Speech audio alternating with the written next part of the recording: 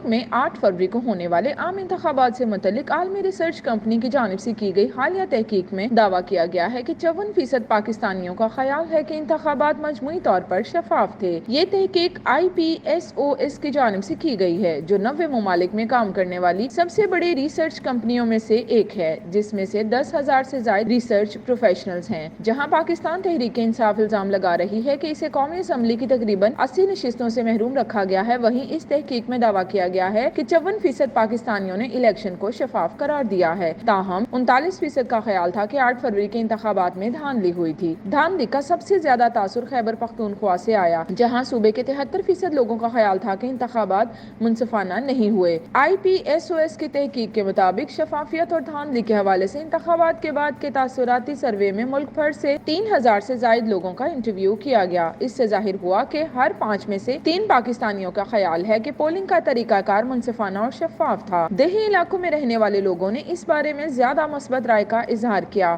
تقریباً 33% کا خیال ہے کہ موبائل فون سروس بند کرنا اچھا فیصلہ تھا، جبکہ 29% لوگوں نے اسے غلط فیصلہ قرار دیا، جبکہ دیگر نے نیوٹرل رائے کا اظہار کیا۔ موبائل فون سروس کی بندش سے بلوچستان کے زیادہ تر لوگوں نے اطمینان کا اظہار کیا، جبکہ خیبر پختونخوا کے لوگ ناخوش دکھائی دیے۔